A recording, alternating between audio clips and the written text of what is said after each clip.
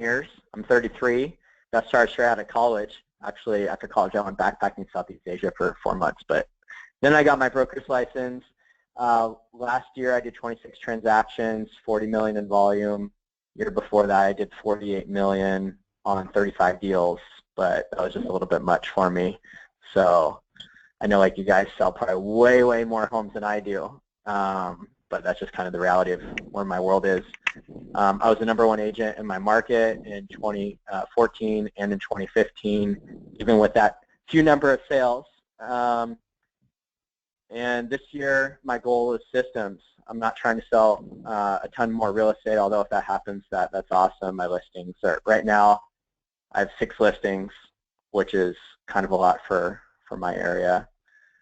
My average sale price is about $1.6 million. I just put a property that I have for sale off market to give you guys an idea, 7,250 square foot lot, asking 1.6, but we might get around 2 million for it because it's a walkable area. So that's the crazy market that we have here. Cool. All right, Jillian, tell us about yourself. Well, #1, when I grow up, I want to be Raziel. I want to live in his market. I want to play in that market. I'm in Las Vegas, so I as well am also 33, so maybe that's the magic number, 33 years old. I have been in this business since I was 18. I originally started in escrow while in college, and then I got my license at 21. So I've been a licensed realtor. So this year will be 13 years being an actual licensed realtor. Myself and my husband, we do work together as a team. And we sold last year about 100 properties in Las Vegas. Unfortunately, the Las Vegas sales price is much, much lower. The city's average sales price is about $220,000 for a property. Our average sales price is somewhere around $350 to $400. Though in 2016, right now, we're averaging about a $600,000 sales price. I know we're only 3 months into the year, but between all of our listings and such, we usually carry anywhere between 20 to 40 listings at a time. Like right now, I have 28. That's pretty typical in this market. You know, I am considered one of the top realtors. So our market's very heavy. We have 13,000 realtors in Las Vegas, and I am ranked in the top 30 every year. So that's quite high for being 13,000 realtors here. The last 3 years in a row, I've been ranked in the top 25 women in real estate, and in 2014, I was the #1 woman in real estate in Las Vegas. So that's pretty impressive because we have some powerful women here. I was the president of the Women's Council of Realtors last year. I sit on our board of directors. I'm a board of directors for NAREB, for NAREP, and for ARIA. I don't know if you guys have all those different divisions in your community as well. And then also I'm a mother of 3, so 3 kids from 7 to 12. So very excited to be with them. And my goal this year, like I said, is to become the female version of Raziel. No, I'm just kidding. But my goals are to do less real estate but higher dollar volume, because it's definitely a balance when you have children, and I sit on a bunch of nonprofit boards as well, so it's definitely a balance of having a life as well. Cool. Ben, what about you? Yeah, so I'm a little bit different. I'm actually 34, so I'm the old person here. I'm actually I'm actually the old person. Oh, okay. All right. Well, that makes me feel better. I'm kind of the new kid to the real estate business. My wife, Maura, has been in the business for about 14 years. We're also a husband-wife team. I joined her just about 2 years ago when her business required someone to kind of come in and help run the business so that she could focus more on working directly with clients. So I run all of our sales and marketing and kind of all the operations behind the scenes to keep our team kind of going efficiently, focusing heavily on systems, and definitely a big believer in working smarter and not harder. I think quality of life is hugely important. So the Metro Atlanta average price is about $270. Our average price last year was about $330. We did about 65 transactions last year for about 20 million, and our goal this year, we should hit 25 million for probably 75, 80 transactions. So definitely going in the right direction, but kind of baby steps as we're kind of in a growing stage. What else? No kids, 4 dogs, yeah. What did I miss? That's us there. I think that's it. So just quickly, Ben, what are you passionate about outside of real estate? Sounds like maybe dogs. Yeah, so we work heavily with a rescue group here, and so we have 4 beagles. They, again, keep our lives a bit more lively than they would if it was just the 2 of us. So yeah, we focus heavily on working with animals and rescue groups, play tennis, try to spend as much time outdoors as possible. That's about it. Jillian, what do you do outside real estate? Well, I'm a mother first and foremost before anything. So all of my kids are very active. We have activities 6 days a week for our kids, so they're extremely active. My kids are going to be black belts in Taekwondo. I have a son that's in soccer. I have a daughter that's in Girl Scouts. Her Girl Scout troop actually was ranked the #1 Girl Scout troop in Las Vegas because they do so many charity events. And beyond that, I've lived in Las Vegas since I was 6 years old. So like I was saying, I sit on 6 different board of directors positions for nonprofits. I'm also a board of directors for our Association of Realtors and for the 4 different associations, the Asian Association of Real Estate Agents, Hispanic Association of Real Estate Professionals, Women's Council of Real Estate Professionals, and Nevada Real Estate Brokers as well. So besides that, I don't have any time. I was going to say that. So, Raziel, anything you do outside of real estate? Yeah, I mean, I feel like real estate just happens to be a part of my life, but yeah, I do a lot of. We have a 2-year-old son, so right now I've just been trying to do camping like with him all the time and doing fun activities. That was a big balance when we had our son 2 years ago, and I felt like I was crushing it in the real estate space. I'm like, oh my God, I'm not spending as much time with my family.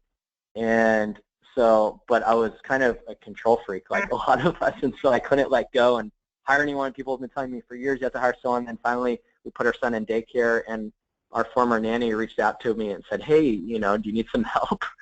So I ended up hiring her, and I found out 15 years before she had been like assistant to like #1 agent in a local market, so I hired her, and then a few months later she's like, I need an assistant. So then we hired an assistant for her from like her dog walking buddy. So, that, I guess that kind of has given me a lot more of a life now and a lot more balance. And now I'm using a lot more, I use within my business Slack very heavily, Asana very heavily. I use Ruby Receptionist for some of my phone calls. So like a lot more stuff I'm delegating and just trying to build the systems to have a productive business. So that way I can really go spend more time doing whatever. I'm actually, Jillian, I'm heading out to your hood. Right after this, I have a 10 o'clock flight to Vegas. My wife and I are going to the Pac-12 tournament. Nice. I'm headed to the Big 12 tournament tonight. So, Jillian, what types of lead generation do you use, and how did you decide on these? So lead generation. Okay, so some of you guys might laugh at me, but I put all of my clients, well, let me rephrase that, all of the clients that I like, because there's some that, just drive you crazy, and I would say 99% of my clients, but there's a few that, I don't care to do that, but I put them all on my Facebook, and when I put them on my personal Facebook. I know some people say don't do that, but I'm very cautious too on what I post on my personal Facebook. I mean, I would never post like a picture of me doing a keg stand or anything crazy like at a strip club or anything. Not that I do those things, but I wouldn't ever post that, and I know a lot of realtors do post those type of things. So I'm cautious on what I post. I hardly post when we're on vacation, things like that. But I do engage my clients as my friends because I want to have that personal relationship with them, not just, hey, I sold you a house and call me again in 4 years when you're ready to resell it. So I've gotten a tremendous response from that. I found that was better than any other follow-up system, better than Top Producer, any follow-up boss, or any of those campaign things out there, because then people actually engaged with me continuously as a mother, as a socialite in the community, as a philanthropist. People saw what I was actually doing. People saw how much I love my dogs. People see how I love my husband, and they engage with us as real people, not as just a salesperson anymore. And so that has been the huge, huge, huge transformation for us, and it's been a major source of our lead generation, is that people actually saw us as people. And I noticed that when I had those repeat clients coming around, I never, or even referrals from those repeat clients, I never had questions on commission. And our market is getting really popular right now for discounted commissions, which is not my business model, so I don't do that. So I never had that question on commission. I was always able to beat out the discount commission realtors because people saw me as a real person. Cool. Ben, what about you? What do you guys do? This was, how do we lead generate? Yeah. Yeah, so I mean, it's a pretty big question. I mean, I know unlike Raziel, I mean, for us, and I guess similar to Jillian, it's all about quantity. I mean, to make the living that you want, it's all about just how many transactions can you do. So with our price point, so I mean, we have a lot of different lead generating efforts. I mean, we use Boomtown, so our Boomtown site manages all of our leads very efficiently and effectively. But we advertise and pay Zillow. We spend money with Yelp. We get a lot of leads.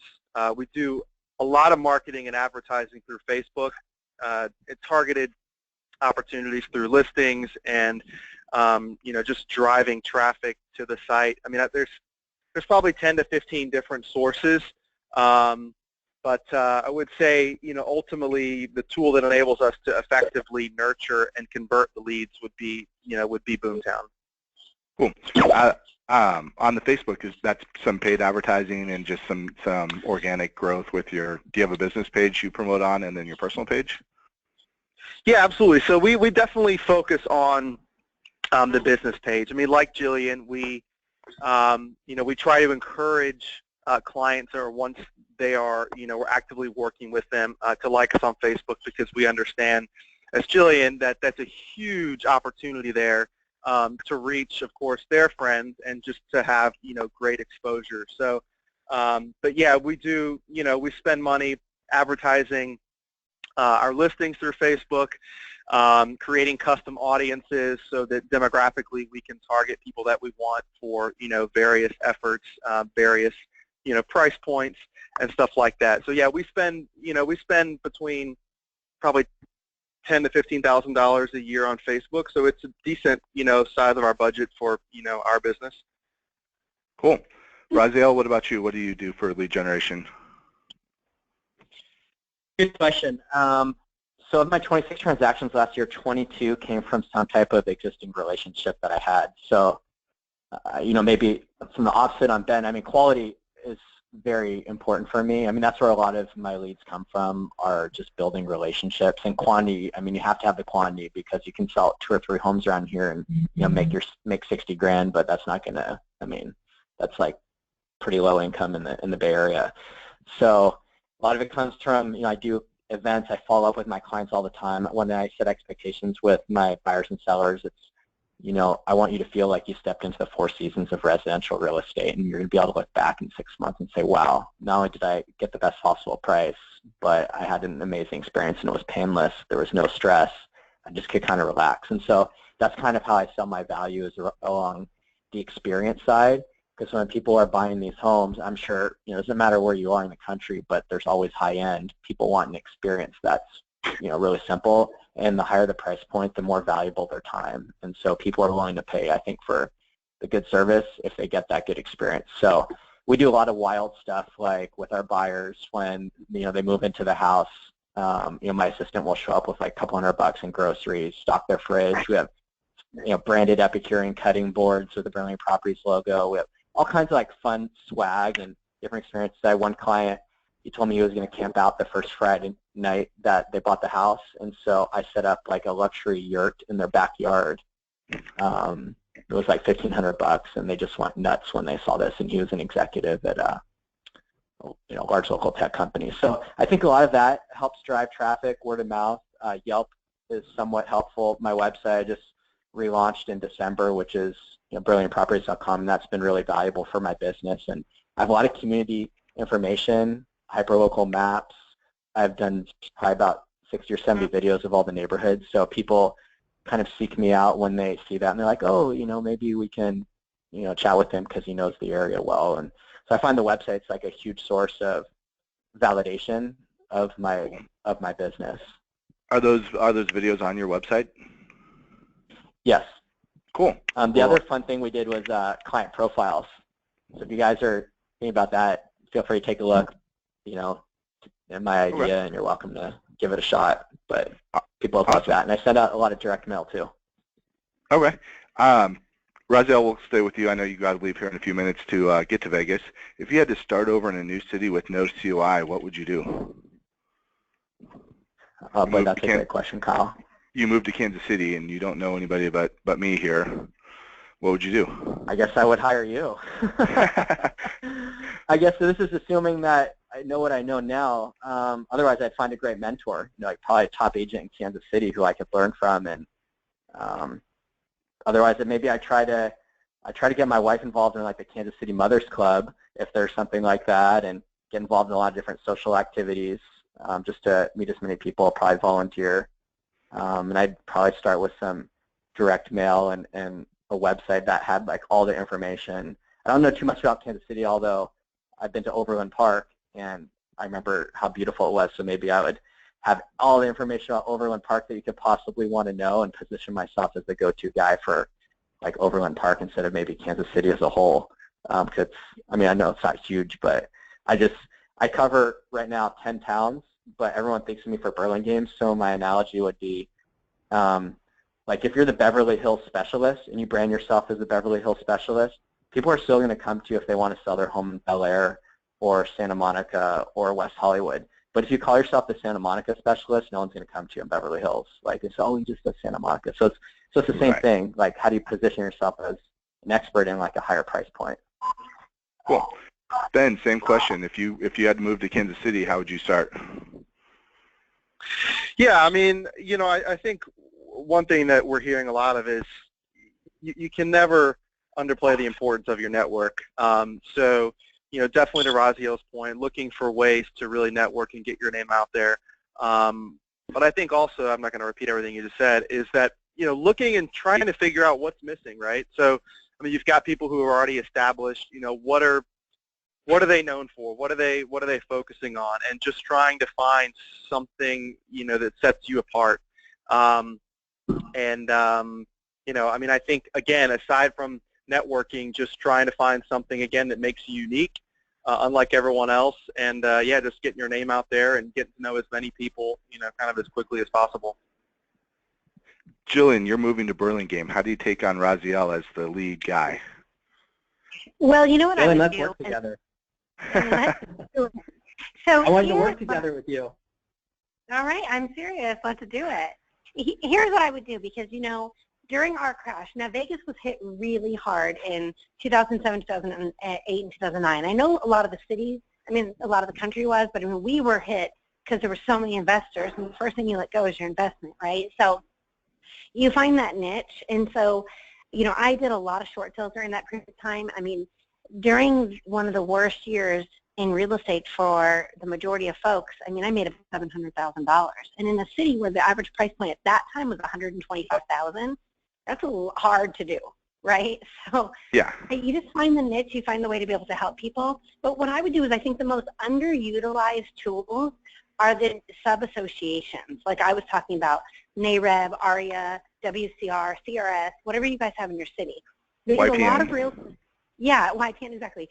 A lot of realtors don't realize that you can get business from realtors. And I'll tell you, for years, I didn't actually realize that either.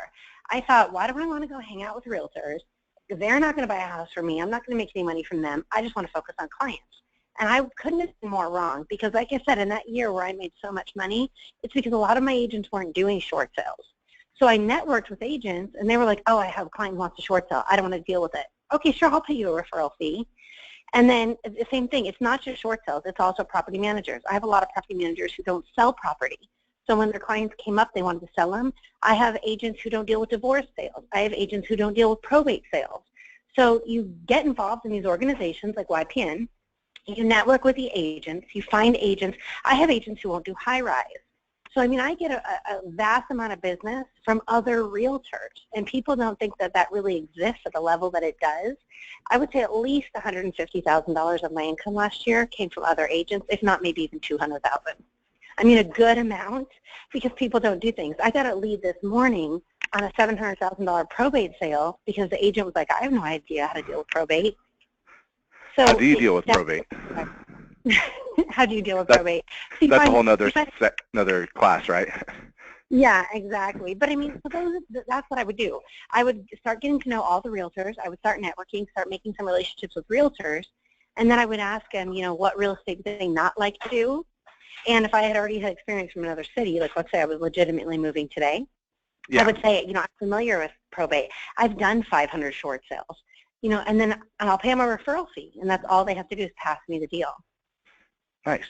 Raziel, where do you see the role of the realtor in 5 years?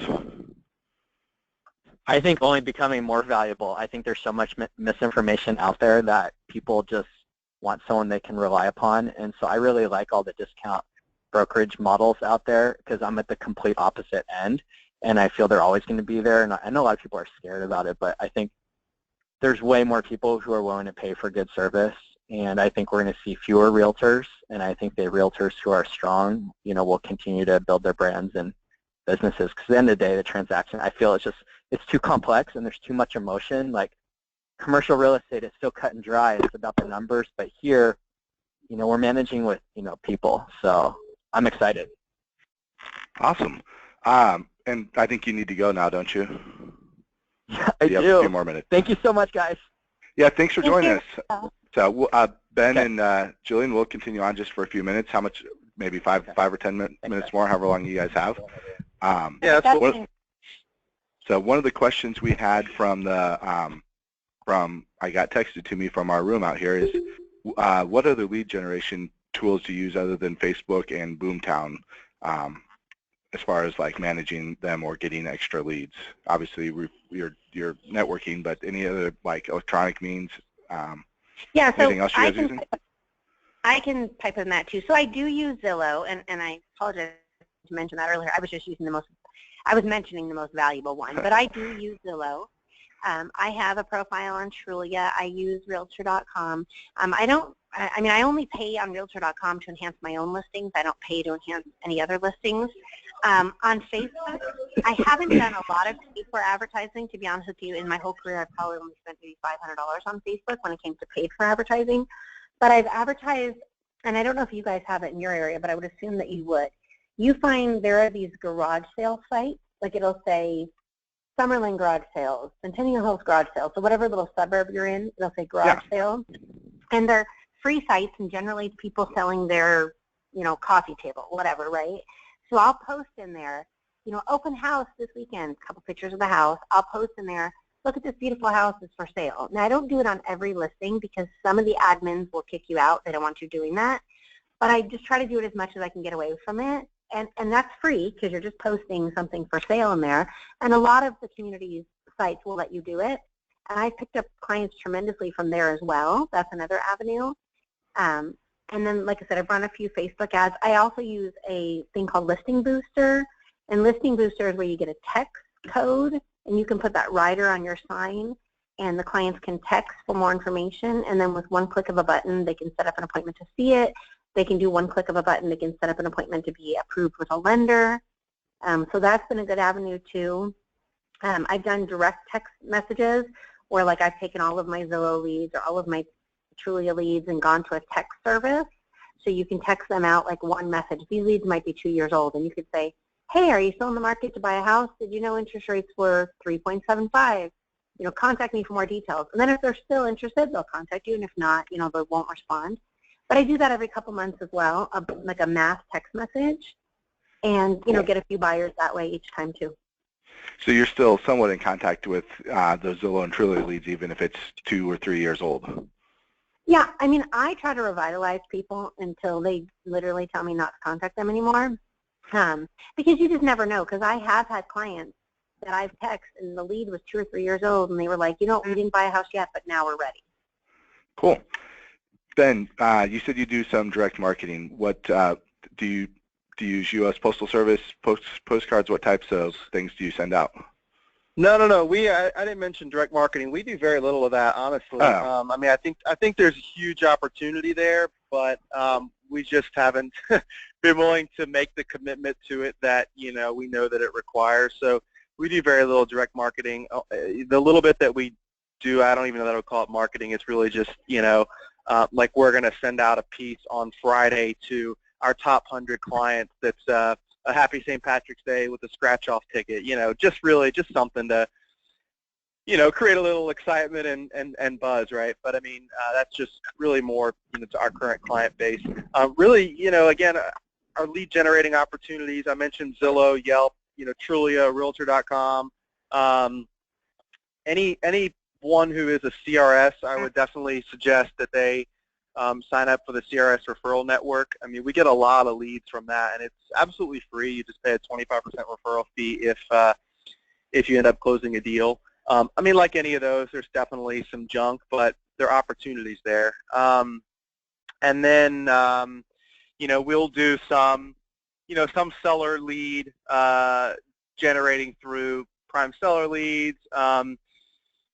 But Yelp, I would say, has been huge for us. I don't know how popular it is, in the Kansas City market. It started in San Francisco, and so it's been huge on the West Coast, and I'm sure it's even hugely popular in Vegas too. And it's, in our market, it had typically been more, people looking for a restaurant, or what I would say are more traditionally service-based businesses. But now we find people are just going there because they know that they can find reviews. They know they can, do some due diligence up front. And so we've had, we did this year, because of the success we had last year without paying Yelp a penny, we decided, hey, this is an opportunity here. And so we started, spending some money with Yelp. But we've had already 4 listings. That's significant for us. 4 listings, and of course, these people who are selling with us are also buying. So, one of these is paid for our investment for the entire year. So I would definitely suggest for anyone to explore Yelp. It's been huge for us. So you just you set up a profile for your real estate business, and then you pay them, and they put you at the top. If somebody searches for realtor, that you come up at the top of the list? Exactly. So I would say one of the biggest benefits of using Yelp is that, the organic search results that they have because of, their domain value is huge. So for example, typically if you were to go and type in, Atlanta real estate, Zillow's going to be the top 2, and then, what's next? Well, Yelp typically comes, Atlanta might be a bad example because it's so broad, but will come within the top 5. Sometimes they're going to be the top organic result. And so, consumers are still doing that. They're going, top Atlanta real estate agent. And so Yelp, because you're paying them money, is going to make sure that, you're one of the profiles that they can quickly and easily navigate to. So, but I would first, I would just say, if nothing else, set up a profile, get a few reviews on there, because most people, if Atlanta was a market where there's tremendous opportunity because most people aren't using it, I would say Kansas City probably even more so. You get like 5 reviews on Yelp, you'll probably have, more than anybody else, any other realtor in your market. So we're going to have about 20 agents that go out today and set up their Yelp accounts. Yeah, well, competition. So any advice for anybody that's just starting out in real estate? Jillian, you want to start? I said it again, but I said get involved. And I think Raziel said it, find a mentor. I know a lot of people have come to me and asked me, if I can mentor them, and I will, definitely mentor them. I don't take any money. I know that there are some mentors out there. If not, even get a coach. Think about all the people that do phenomenal with their fitness when they get a fitness coach, or they get an accountability partner. Get a coach, or if you can't afford a coach, get another agent that's going to be your accountability partner. Find somebody that has similar goals to you and make it happen. And if for some reason you can't, I'll tell you, the first week in real estate, the owner of my company came to me and he said, what kind of car do you drive? And I don't even remember at the time. He said, go out and buy the most expensive car you can find. And I said, why would I do that? I was 1 week in real estate, right? And he said, because if you have a car payment, You will fight tooth and nail to make the money to make that payment. And it was just, and not that you necessarily have to do that, but it's the mindset. If you have responsibilities, you know, and at that point I didn't have children and such, but if you have responsibilities, you know you have to make the money, you will. If you are that type of person, you will. You'll find a way, and not by screwing over clients, that's not what I'm suggesting, but you'll find a way to make good business and keep it rolling. You know, I'm the breadwinner of my household, luckily. I've been able to give a very nice life to my husband and my children, and my husband works for me, but he only has to work 20 hours a week. So it's nice for him. He can golf as much as he wants, and we have 3 children. But I know every month I have that responsibility that I have to make that nut to keep my family afloat. And I have employees, I have staff. So, you know, find something that keeps you accountable. Cool. Ben, any advice for the newbies? Yeah, I mean, I totally agree with Jillian. I mean, I think, you know, getting as involved as you can locally is tremendous. You might not have the same opportunities that she had, you know, with getting as much referral type of business, just because, you know, the market is likely very different. But I would also say, you know, get involved around the country. You know, go to conferences. Really get your name out there, because chances are you're meeting people at these conferences. They probably don't know another agent in Kansas City. And I know that referral business is going to vary by how many people are moving to and from, you know, those cities. But again, you're not going to get any if you're not getting out there and meeting people. So I would say, you know, definitely find the opportunities, the conferences that make sense, that you can fit into your schedule. But I've never, you know, and even if your only real goal is to network, I mean, a lot of these conferences, people will say the biggest value is meeting people and increasing their network more so than just maybe the content of the conference. So that's what I would say. Awesome. Where do you guys see how do you see the role of the realtor in 5 years? I agree with Raziel as far as, you know, it's just going to be even more important. There are always going to be people who discount what we do, as far as, and I don't mean that in a financial sense, but I mean that in they don't see the value, the clients. And there are many times if I go on a listing appointment and I have a client who will ask me repeatedly to discount my commission, I will tell them right then, I obviously am either not the agent for you, because there are people, no matter how much you demonstrate your value, just don't care. They look at you like a dollar sign. And if that's how they feel, one meeting or 2 meetings with them is probably not going to change their perception. So I have a discount realtor, a guy that I love, that charges very little commission, and I refer him those folks, and I just say, here, this is a client for you. And, you know, he's known for being a discount realtor, and I give him the leads. But I think that the role of the realtor is going to be even more important. There's always going to be discount realtors, just like Raziel said. There always have been in my market since I've been involved. And there's always full-service realtors. It all depends on how you demonstrate your value. I think it'll be more important than ever for realtors to demonstrate their value to the client. Because at the end of the day, the client's only going to pay for what they find valuable. So it's just going to be really up to us to up our game. And like Raziel said, the more discount realtors that come that make themselves look bad, it's easier for me to prove how valuable I am, because I do so much more and do things differently. Awesome. Ben? Yeah, I don't think I'm going to say anything different other than just, you know, we really focus on trying to take an educational approach with our clients. We work with a lot of first-time home buyers. And again, I think the more information that is readily available, the more tools that give the user the idea that they have control over the process, the more that it's important for us to help guide people. Again, yes, there are always going to be discount brokerages, but I think again, just coming from a standpoint of understanding that everyone's not going to hire you. Some people are just looking for, you know, the lowest commission that they can hire to sell their house. And sometimes we walk into those listing appointments and we can immediately tell that, you know what, this person is going to hire the discount agent, and I will at least take the opportunity. I'm like, all right, I'm in their house. You know, they're going to have to listen. And I really just try to come from an educational standpoint so that I know, if nothing else, they've left with more information about the industry, about our profession, and hopefully a little bit more respect for what we do. But yeah, I agree. I think it's only going to get more important, and I don't fear for the loss of our jobs anytime soon. Awesome. We're going to wrap up here. Anything else you guys would like to share with us before we end the call here?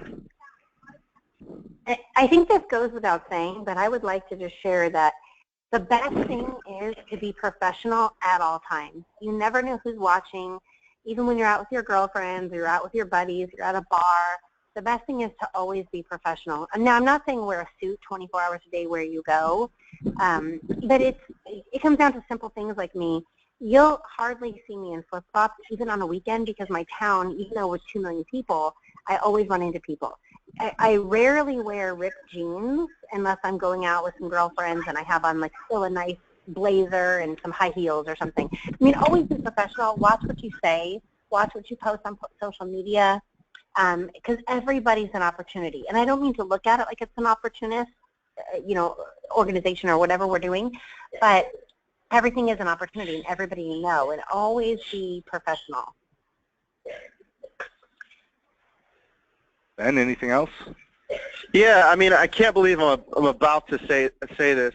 Some old agent said, most of you probably have always heard this, and every time I say it or hear it makes me laugh, but it rings true, and that is, don't be a secret agent.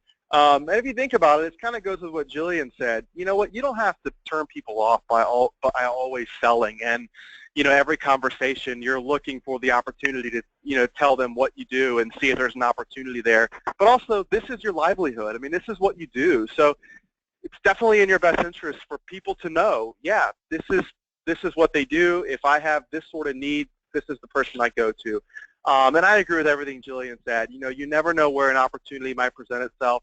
And also be patient. I mean, this is, for most people, this is the biggest investment they're ever going to make. You're not trying to just sell them on buying your branded tennis shoes. So be patient, don't push it, and just, I think you'll be surprised at what happens.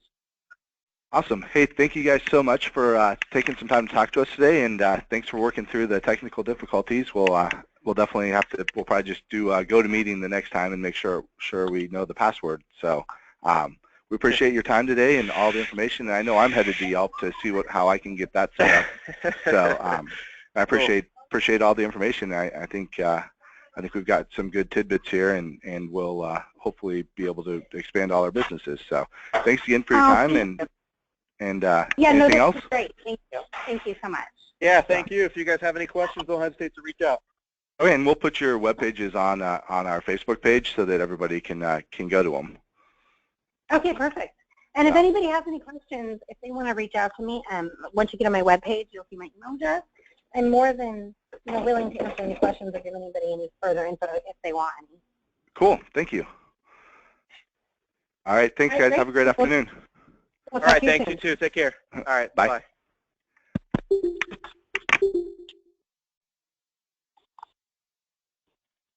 Bye.